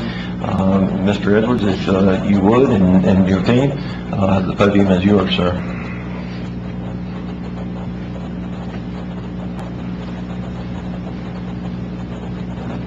Good evening, Mayor, members of council, staff, and constituents here. I'm happy to be with you tonight to talk a little bit about why we believe the closure of the Victor Road extension is something that really, in the end, will benefit all involved. But I would like to back up a little bit. If you remember, I've been here about 10 years. I came here in 2009 to be the president and CEO of the Greenville-Spartanburg Airport District. And when I came at that time, there was some history, I would say, that was maybe not as positive as it could be between Greer and the airport district. And so I made it a point to reach out to city staff and the community of Greer in order to try to build a little bit of a bridge and a better relationship going forward and how we were going about and doing things at the airport district. That culminated a little bit in discussion back in the 2011-2012 timeframe when we embarked on the land use master plan for the airport for its 3,700 acres. During that time, we engaged not only other leaders around the community, real estate folks, but also the City of Greer planning staff in that effort to ensure that we were taking everyone's notes and consideration into account as we move through that land use master plan. The plan was formally adopted in 2012 and it really set forth the map and the development map for us at the airport as to what the uses of the property would be. In 2013, the airport began the development of the GSP International Logistics Park, which was associated with the Inland Port Project at that particular time. During the development of the logistics park, the district annexed an additional property into the city of Greer. This was about 140 acres of property that we did annex into the city. And at that time, the city and the airport district agreed on a memorandum of understanding, which that annexation was contingent upon, to look at several different items that we all both felt needed to be addressed as we continue to move forward and develop the property. One of those items, very explicitly, was the closure of the Victor Road extension, which is in the MOU. So we spent some time working with city staff and the team and discussing the pros and the cons and the benefits of that road closure moving forward. And by the way, council, that MOU did come before council, and council did approve that MOU unanimously. The development to date within the park, so we have about 1.8 million square feet of space in the logistics park, all again now, which is in the city of Greer. There's been about $100 million invested in infrastructure in the development of the park to date. We estimate, we're having a little trouble finding this number, but we estimate based on some numbers that we could get, that's generating somewhere on the order of magnitude of $400 or $500 million a year in tax revenue for the city by itself. And it's created numerous new jobs as well for the community, including the city of Greer. If you look back at where we started with the airport and why we think this is important from an economic development standpoint moving forward, continued jobs and the development of the logistics park, when I came to the airport district in 2009, we had an economic impact of roughly $377 million annually, and we supported about 3,500 jobs in our community. Today, based on the last economic impact study we completed in October of 2018, our impact is estimated at $2.9 billion, 15,000 jobs associated with the airport. And I'd like to point out in that two, I think, critical pieces. One has to do in particular with cargo. As we move forward in our cargo development and cargo handling, that was made up about $500 million a year of the $2.9 billion in total economic impact. But land development, that impact was estimated at $1 billion annually in economic impact and with the associated jobs. So we think it's very important for us to continue to be able to work together in the development of airport property. We have another roughly 750 acres of property that the majority of it is within the city of Greer. We want to know that we're going to continue to have a good partner in the city that's going to work with us on the development of that property. That generates obviously good tax revenue, again, for the city, that helps the citizens of the city of Greer, helps take care of roadways. I'd also like to point out for all of the development on airport property that we are responsible to maintain all of the roads, all of the infrastructure. That is not, there is no city tax dollars used for any maintenance of anything related to the airport as we move forward. So we are very much a self-sustaining entity. We are not a drag, so to speak, on any city coffers for anything that happens at the airport. And in fact, in this case, in this particular parcel, which is currently off the tax books at this point because we are a political subdivision of the state and it's not developed going forward, where this road closure would enable us to better develop that property. I'm not going to say it can't be developed without the road closure. I would be disingenuous if I said that. And our intent is still going to be to develop the property irrespective of whether the road closure moves forward. We just think from a highest and best use standpoint of the property, to generate the highest value of that property, which is going to generate the highest tax revenue for the city of Greer, and as has been previously stated, in addition, from a safety perspective and ensuring that we capture the traffic that would be associated with that development within the logistics park, that those are all important reasons for your consideration to consider closing this road and allowing that park to be brought together. I'd also like to just mention, because I know there was some concern brought up by some of the residents relative to EMS. I'm not going to speak at all on behalf of anyone in the room. It is our understanding, though, as a part of the request by council and in discussions with city staff, for us to do the traffic study that was mentioned earlier by some of the residents here, that we were specifically instructed not to take into consideration emergency services. That's why it was not put in the traffic study, and that city fire and police would address those items. And as we understand, both of those agencies have indicated that there would be no impact to emergency services, and that's our understanding at this point. I have two folks with me here today that I'd like to address a couple of issues. One is John Barker. John is with Red Rock Development, developer that we've been working with on potential development projects for the approximately 50, 60 acres across the street that bifurcates, or that Victor Road extension bifurcates between the Logistics Park and that parcel. And then Gay Sprague from Sprague & Sprague Engineering did the traffic study for us, and she will briefly touch on that if that's okay with council.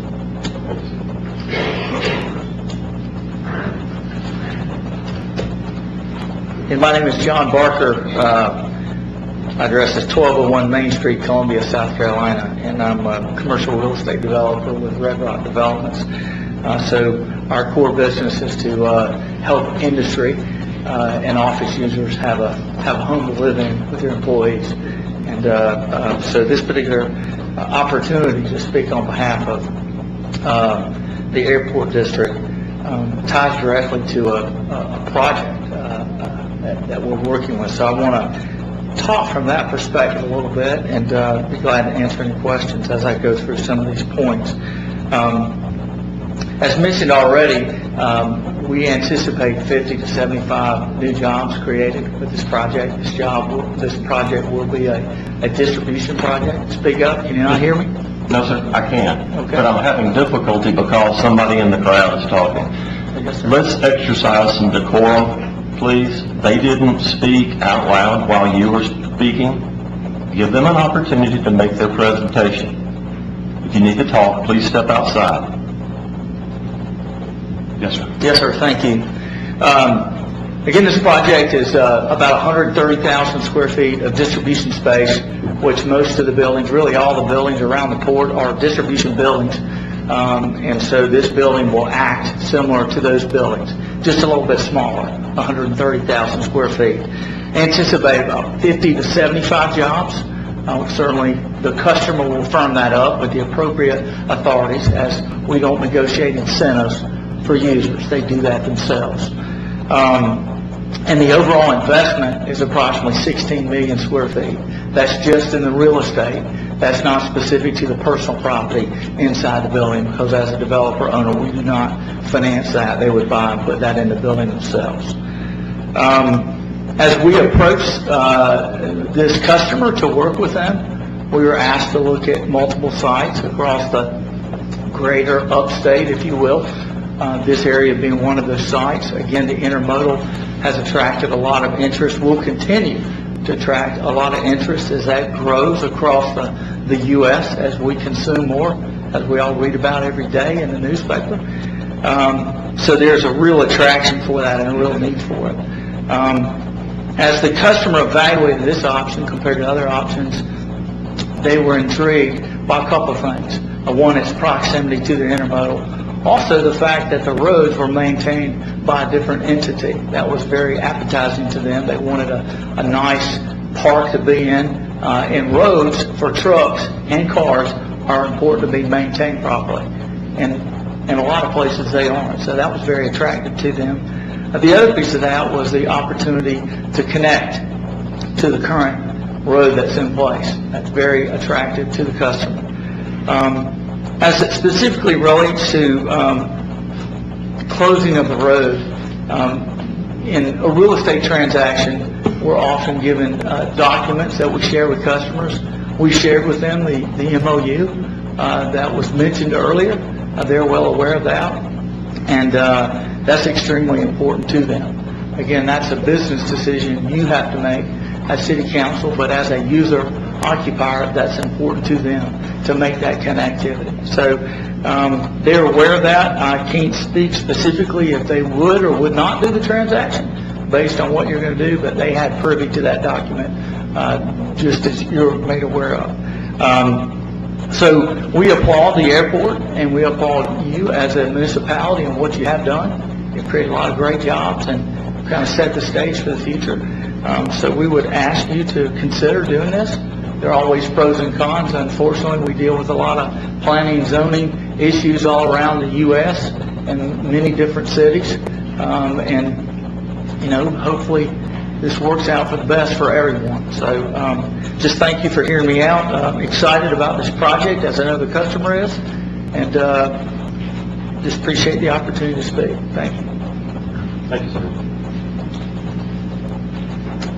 Thank you, Mayor and Council. I'm Gay Sprague with Sprague & Sprague Consulting Engineers. I reside at 10 Gray Street in Greenville. And I was asked to conduct a traffic study for Victor Avenue Extension, and I know you've seen it, so I'll just hit the high points. We did a count on a normal day, which is the standard practice in traffic studies. The volume was 1,345. Then we did actual turning movement counts at 80 at Vern Smith and Victor Avenue Extension, so we could see where those cars were coming and all the vehicles were coming from. And then we obtained daily traffic counts on the roads to which we estimate those vehicles might divert if the road is closed. And we found that the levels of service on those roads will continue to be acceptable. We were also asked to take a count on Sunday because of some concerns of churches there, and we did that, and that count was 834 on a 24-hour period versus the 1,345 on a weekday. And I did some travel time runs, and as was mentioned earlier, I just picked 2 end points to do the travel runs between, and I did them for if you went via Victor Avenue Extension, if you went up to 90, and if you went around on 101. And the differences in travel times varied from about half a minute to about 2 minutes. I'd be glad to answer any questions. Thank you, ma'am. So, go ahead, Mr. Edwards. Mayor, that concludes our kind of formal remarks. We're here to answer any questions that council members may have. Okay. I know we will have discussion under the ordinance, but council, while Mr. Edwards and Mr. Barker and Ms. Sprague are still with us here at the podium, any particular questions in reference to comments that they've made or presentations they've made?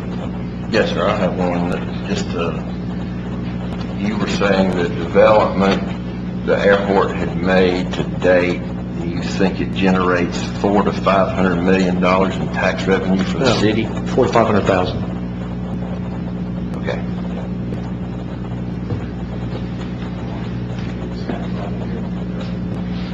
I think I mentioned it was $100 million in development. If I misstated that, I apologize, but it was $400,000 to $500,000.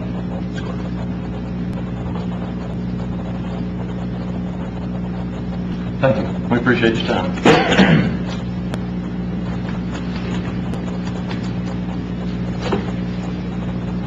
Council, we have first reading of ordinance number 13-2019, an ordinance authorizing the closure and conveyance of a portion of a city-owned street. Action is required. I'll entertain a motion to receive for the purpose of discussion. So moved. Do I hear a second?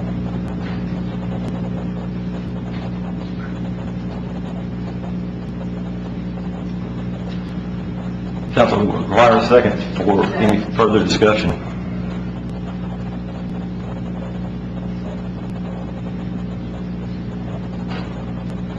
Second time?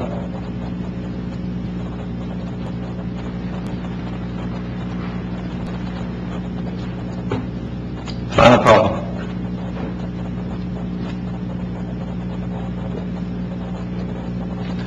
Motion dies for lack of a second. We'll move on to the second and final reading of ordinance number 41-2018. This is an ordinance to provide for the annexation of property owned by Ken Finn LLC located at 114 Chandler Road by 100% petition, and to establish a zoning classification of RM2 for said property. Ms. Ashley Cade joins us this evening. If you would take just a moment, please, we'll allow folks to leave the chambers.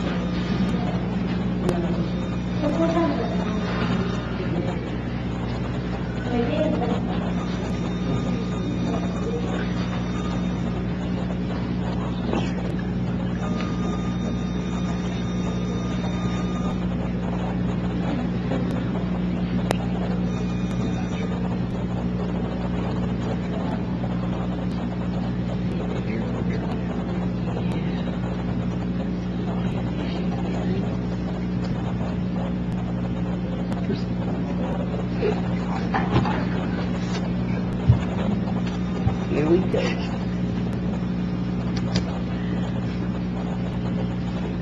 The floor is yours, ma'am. Thank you, Mr. Mayor. I just have a quick update. This did go before Planning Commission on November 18th for a public hearing, and the Planning Commission did vote unanimously for approval. And that's the only update I have at this time. Thank you. We appreciate the update. We have the final reading of ordinance number 41-2018. Entertain a motion to receive. So moved. Second. Have a motion and a second. Floor is open for discussion. Questions? Comments? Hearing none, Ms. Duncan? Mr. Arrowood? Yes. Ms. Booker? Yes. Mr. Dumas? Yes. Mr. Bettis? Yes. Ms. Albert? Yes. Mayor Danner? Yes.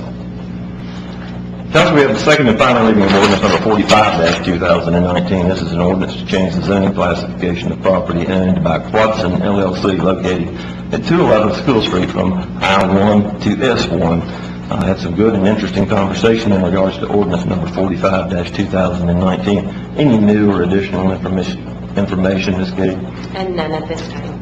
Comes to us as second and final reading, number 45-2019. I'll entertain a motion to receive. So moved. Second. Have a motion and a second. Floor is open for discussion. Questions? Comments? Hearing none, Ms. Duncan? Mr. Arrowood? Yes. Ms. Booker? Yes. Mr. Dumas? Yes. Mr. Bettis? Yes. Ms. Albert? Yes. Mayor Danner? Yes. Council, we have the second and final reading of ordinance number 46-2019, an ordinance to change the zoning classification of property owned by Carlos and Megan Corona located at 500 West Poinsett Street from R12 to C2. Any new or additional information in regards to ordinance number 46-2019, Ms. Cade? None at this time.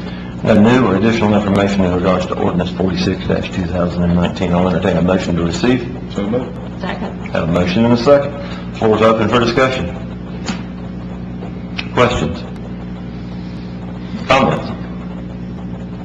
Hearing none, Ms. Duncan? Mr. Arrowood? Yes. Ms. Booker? Yes. Mr. Dumas? Yes. Mr. Bettis? Yes. Ms. Albert? Yes. Mayor Danner? Yes. We have the second and final reading of ordinance number, thank you. We have the second and final reading of ordinance number 47-2019, an ordinance amending the business license ordinance of the city of Greer. Came with information in our last meeting. Mr. Seifert, any new or additional information and oversight you want to bring in regards to ordinance number 47-2019? No, sir. No new or additional information in regards to ordinance number 47-2019. I'll entertain a motion to receive. So moved. Second. And a second. Floor is open for discussion. Comments? Questions? Hearing none, Ms. Duncan? Mr. Arrowood? Yes. Ms. Booker? Yes. Mr. Dumas? Yes. Mr. Bettis? Yes. Ms. Albert? Yes. Mayor Danner? Yes. Council, we have the second and final reading of ordinance number 48-2019. This is an ordinance amending Chapter 22, City-Owned Cemeteries, Section 22-2 through Section 26-16 of the City Code of Ordinance to clarify, strengthen, and expressly state certain rules and regulations. Mr. Seifert, any new or additional information in regards to ordinance 48-2019? Yes, sir, we do. After the first reading, we were asked to specifically and expressly allow for placement of flags And in section 2216, we have amended the verbiage there for periodic placement of arrangements and flags, so that is now expressly permitted and identified in the ordinance.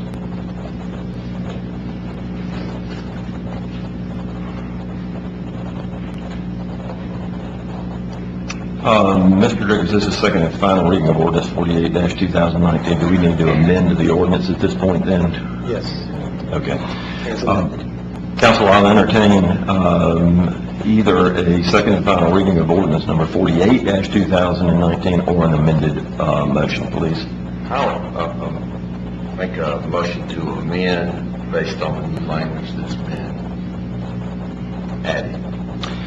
Based on the language suggested by staff, I have a amended motion. Do I hear a second? Second. Have a second now to the amended motion. Any questions? Now, the basis for this was to make the cutting easier, correct? Some of the changes in the ordinance were, yes, sir. Those changes were addressing the Only flat hashtags themselves in the new section to make them flat. Okay. There were other changes in the ordinance to address coping, other landscaping materials to expressly prohibit those for maintenance purposes. I'm not against flags, but it looks like flags would be a hindrance. In that initial instance, yes, but we think it is our civic duty to allow those to be placed in for the veterans and those that family members may wish to put out there. We don't anticipate that they would be out there long term, so they would, we would work around them, or they would be removed at some point when they meet the standards that they would need to be removed if they're being tattered, faded, being scattered about. They are in the ordinance required to be stationary, but once they start, if they start getting into other spaces, then we reserve the right as a city to remove them. But we won't have vertical headstones in the new park. Just the big park, correct. But we're not prohibiting in the old part where there are still places available. Correct. Is this a trend? Yes, in it is. the cemetery? Yes. We're behind the trend. Well, sometimes that's good. Yeah. I mean, I like to be able to see where my loved one is, and go right to it. And if you go out to Wood Memorial, you got to hunt. You better dang well know where it is. Did a lot of walking. Yes, right. Others? Ms. Duncan? Mr. Airwood? Yes. Ms. Booker? Yes. Mr. Dumas? Yes. Mr. Bettis? Yes. Ms. Albert? Yes. Mayor Danner? Yes. Council, the last item of regular business this evening is in regards to Project Coral. We have additional information to gather in an executive session in regards to this item, so we'll hold item G over until after executive session. In new items of new business, we have one item before us this evening, actually two. The first and final reading of resolution number 19-2019. This is a resolution pertaining to the City of Greer 2020 Census Partnership with the U.S. Census Bureau. Madeline Bolick joins us this evening. She is our GIS coordinator and de facto liaison for the 2020 census, and we are looking forward to participating in that.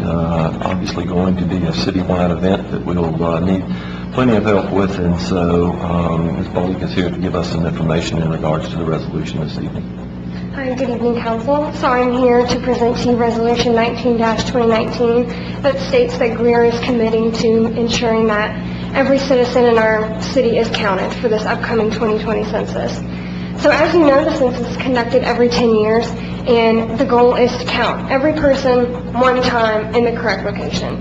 And it's important that we get these correct census responses to calculate a correct population count, because as we heard earlier today, the population determines local and federal funding. So as Mr. Greer said earlier, the funding from Prisma Health is the funding that we get is based on our population. So we want to make sure we count all of our citizens to make sure we're getting the appropriate amount of funds for the number of people living here.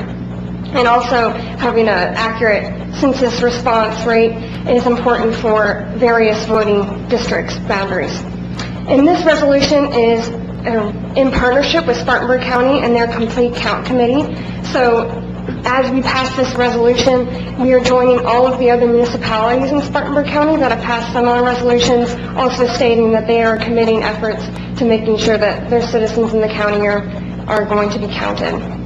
So as a city, we are going to be hosting a virtual lab on Census Day, which is April 1st. So we are going to have laptops and iPads available for citizens to come and respond to the survey. The census is really pushing for online responses this year. And there's certain areas up in our city where residents don't have access to home internet. So in some areas, it's even up to 40% of people don't have home internet. So that's why it's going to be important that we provide that service for them where they can come to the city hall and easily fill out that survey.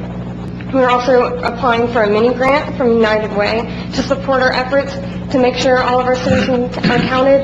And we're also going to be reaching out to local faith-based communities and speak with their leaders to help us promote the importance of the census and getting their people to respond to the census to make sure we're reaching all types of communities within the city of Greer.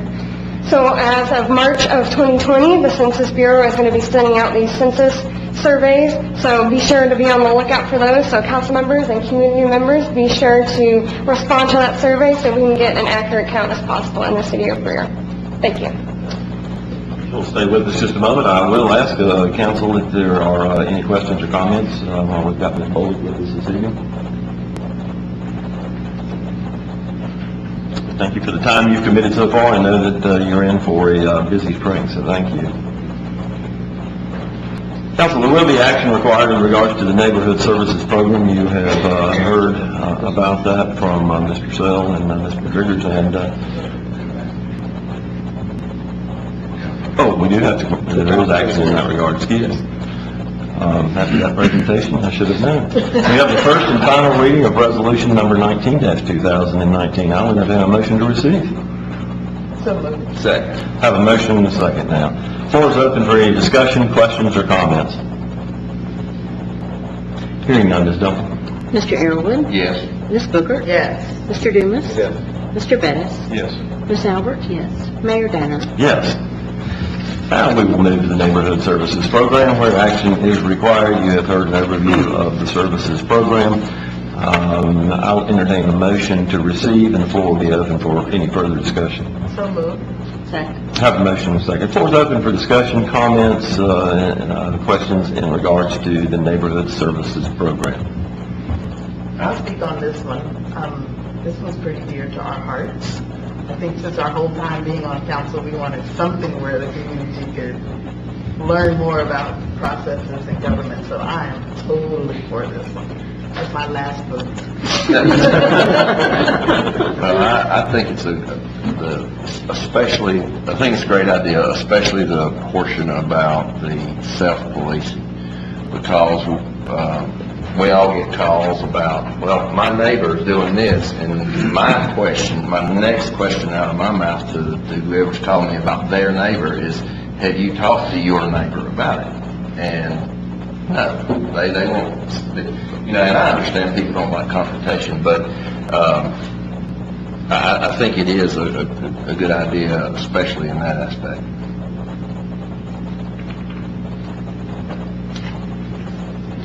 This program has been alluded to on several occasions this evening that we have looked at in other communities and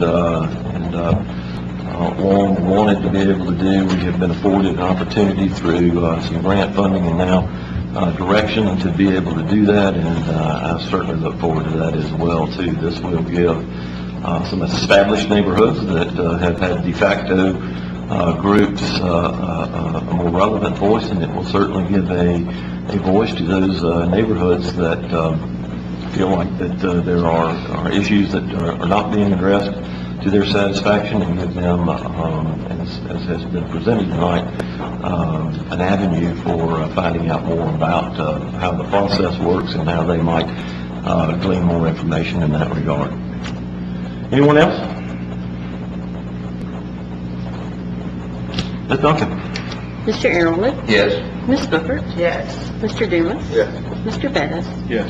Ms. Albert, yes, Mayor Danner. Yes.